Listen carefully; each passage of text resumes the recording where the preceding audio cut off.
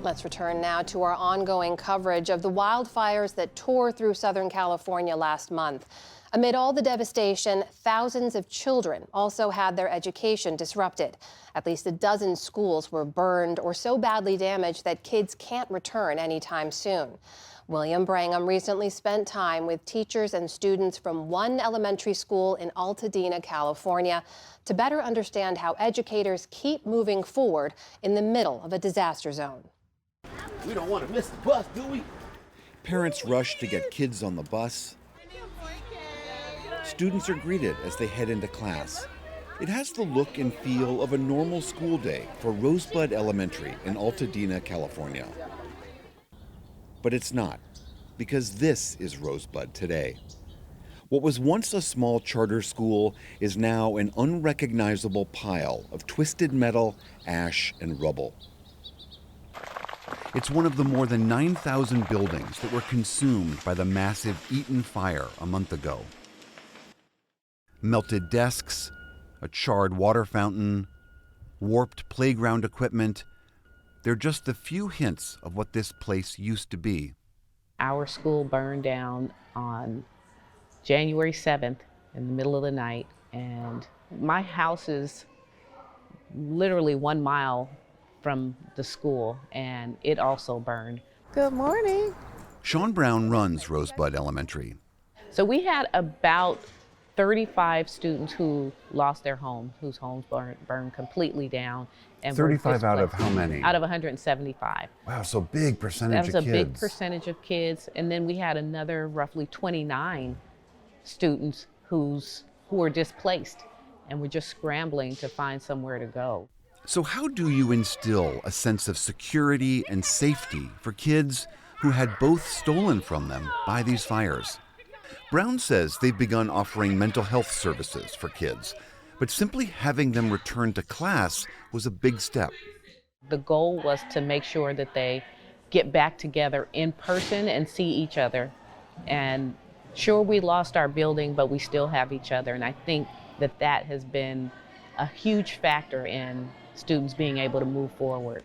Then we went outside, we checked, and we saw the fire getting bigger. My mom said we should leave. With nowhere to gather, a few weeks ago, they started busing students nearly an hour away to a donated event space in South LA.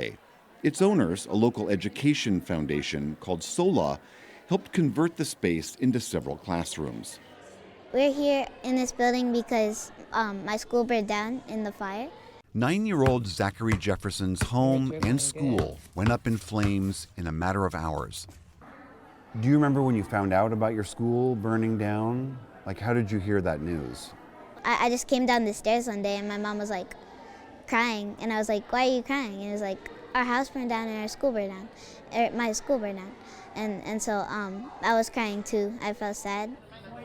Rosebud parent Lauren Young also lost her home.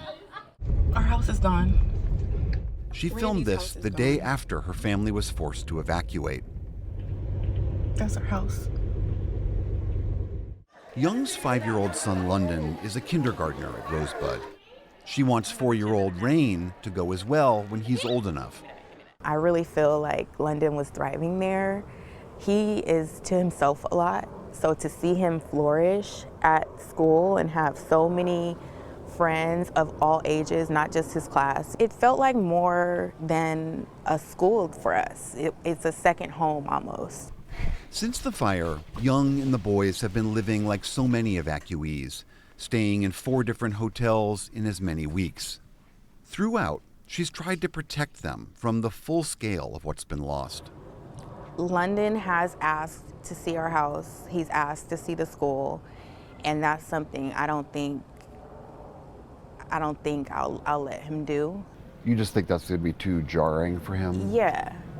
For now, I think just, him knowing what happened and us kind of shielding him from the actual images of it, I think is best.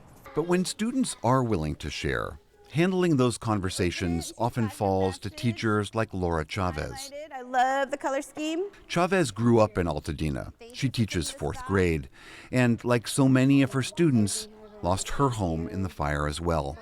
The town that I grew up in, you can't even, I'm going to get emotional. You can't, it's not there.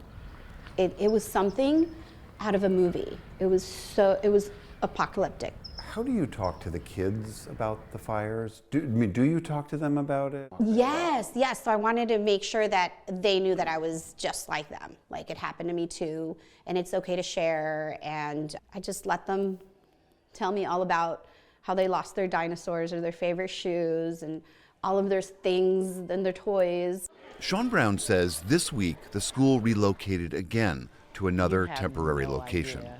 When you're faced with a disaster like this, it doesn't sound like there's some kind of a textbook that you pull off the shelf to say, oh, here's what you do on day 1, on day 5, on day 10. Like, how did you figure all this out?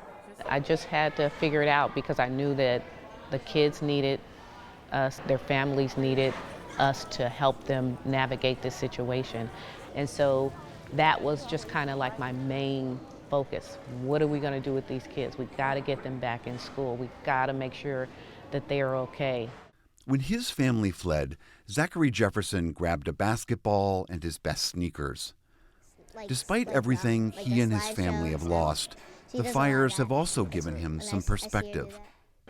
In the bus drives, like sometimes I see like homeless people and I think like how are they living? Because they never had a home. So I still feel sad every once in a while and think about like the stuff I've lost, but I still try to get through it and learn. Getting through it and learning. It's a mission that Rosebud and many other schools in the region are now trying to accomplish. For the PBS NewsHour, I'm William Brangham in Altadena, California.